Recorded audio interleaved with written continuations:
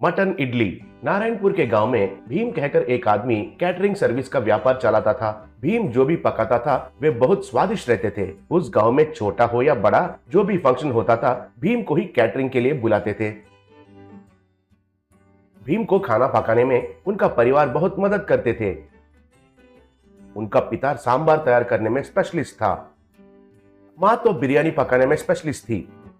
वैसे ही उनका भाई लोग भी खाना पकाने में उनका मदद करते थे।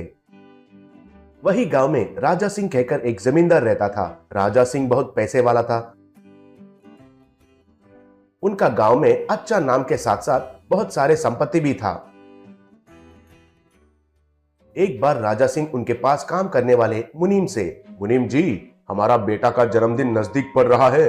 खाना पकाने के लिए अब तक हमने किसी को भी नहीं रखे। असल में गांव वालों को उस दिन किसी के घर में भी खाना पकाना नहीं चाहिए। सुबह नाश्ता, दोपहर को खाना, ऐसा ही रात में डिनर भी हमारे पास है कहकर कहे थे ना। शहर से अच्छे से बावर्ची को लाएंगे कहकर मेरा साला जी कह रहा है, कहा। तब मुनीम, मालिक, शहर से क्यों लाना है? और आपके साले जी के बारे में कहना है तो पिछले बार एक छोटा सा पार्टी अरेंज करने के लिए कहा और कूल केक आइसक्रीम जैसा बन गया। इतना देरी किया था। ऐसे वालों को काम सौंपना ठीक रहेगा क्या? और एक बार सोचकर बताइए, कहा। तब राजा सिंह के साले जी कन्ना को बहुत गुस्सा आया। तब मुनीम, मालिक, हमारे गांव में भीम कहकर एक बावर्ची है। अगर वो खाना बनाना शुरू किया तो उनका गंध तो बगल वाले गांव तक पहुंचते हैं। असल में बहुत देर से आपको बच्चा पैदा हुआ और आप उनका जन्मदिन बहुत धूमधाम से मनाने के लिए सोच रहे हैं ना। मेरा सलाह ये है कि अगर भीम को बुलाएंगे तो खाना तो बेहतरीन पकाएगा, कहा। तब राजा सिंह ठीक है कहकर मान लिया।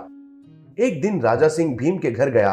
राजा सिंह को उनके घर आते हुए देखकर भीम और उनके परिवार वाले हैरान रह गए। तब भीम, मालिक, आप खुद मेरे घर पर आए हैं और मुझे तो यकीन ही नहीं हो रहा है, कहा। तब राजा सिंह, कुछ नहीं भीमा, तुम्हें पता है ना, मुझे वारिस पैदा हुआ है और मैं उनका जन्मदिन एक त्योहार जैसा मनाना चाहता हूँ। हमारे मुनीम जी से पूछा तो तुमसे बढ़कर अच्छा बावर्ची तो अगल बगल गांव में ही नहीं है, ऐसा कहा। ये फंक्शन मेरे लिए बहुत महत्वपूर्ण है। बहुत दूर से हमारे रिश्तेदार आने वाले हैं। उनके सामने मेरा इज्जत खड़ा होना चाहिए। ऐसा ही गाँव वालों को हमारे महानता के बारे में पता चलना चाहिए। इसलिए मैं खुद कैटरिंग ऑर्डर देने के लिए इधर आया हूँ। सुनो, हमारे गाँव वाले सब नॉन वेज पसंद करते हैं, इसलिए सब तरीके के नॉन वेज आइटम्स उस दिन रहना चाहिए।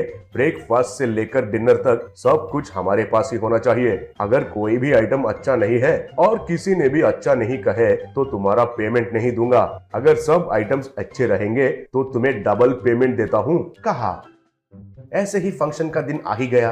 भीमा की पत्नी भीमा के पास आकर, सुनिए जी, इस बार मैं भी कुछ न कुछ पकवान बनाती हूँ, बोली। तब भीमा, तुम्हें एक बार कहने से समझ में नहीं आता है क्या? हमारा रसोइया का परिवार है, इसलिए हम खाना अच्छा से बना सकते हैं। तुम्हें कोई पकाने की जरूरत नहीं है, लेकिन पहले जाकर उन सब्जियों को तो काटो। ऐसे ही उस चटनी का काम नजदीक से रहकर देखो, कहा। तब उनका पत्नी बहुत दुखी हुई।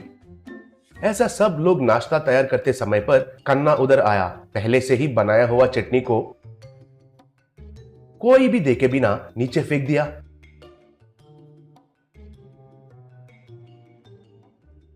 तब कन्ना उनके मन में, अब मेरा साले जी को और मुनीम को बुद्धि मिलेगी। सब लोग तो मैं किसी का काम नहीं हूँ कह रहे थे ना।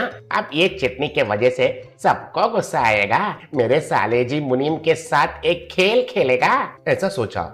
कुछ देर के बाद चटनी को नीचे गिरा हुआ देखकर भीम, अरे अरे अरे, चटनी ऐसा कैसे गिर गया, कहकर चिल्लाया। तब परिवार वाले उधर आए। तब भीमा, अरे अब कैसे? चटनी तो गिर गया और एक आधे घंटे में तो अतिथियां आ जाएंगे और चटनी तैयार करने के लिए सामान भी नहीं बचे, कहकर दुखी होने लगा। तब भीमा की पत्नी, सुनिए जी, मेरे पास एक सलाह है।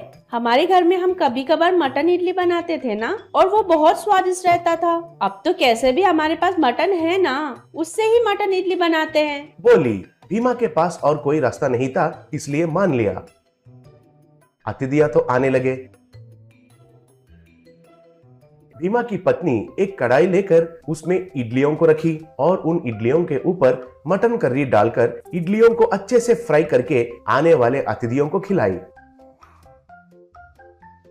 आए अतिथियां उन मटन इडली को बहुत पसंद करने लगे। जमींदार भी आकर उस मटन इडली को खाया। अरे वाह, कितना स्वादिष्ट है।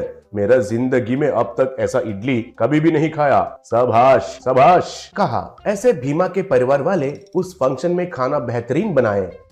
अगले दिन जमींदार भीमा के परिवार वालों को बुलाकर, भीमा, आपने तो खाना बहुत बेहतरीन बनाया है। मुख्य रूप से वो मटन इडली के बारे में गांव वाले और मेरे रिश्तेदार सब लोग चर्चा कर रहे थे। कहा। तब भीमा, वो मालिक, वो मटन इडली का विचार तो मेरा पत्नी का है जी, कहकर पत्नी के ओर बहुत गर्व से देखा। पत्नी भी बहुत खुश हुई। राजा सिंह भीम को डबल पेमेंट दिया और भीम भी बहुत खुश हुआ। बाद में सीसीटीवी फुटेज में कन्ना चटनी को गिराने के बारे में मुनीम दिखाने से राजा सिंह कन्ना को घर से बाहर निकाल दिया।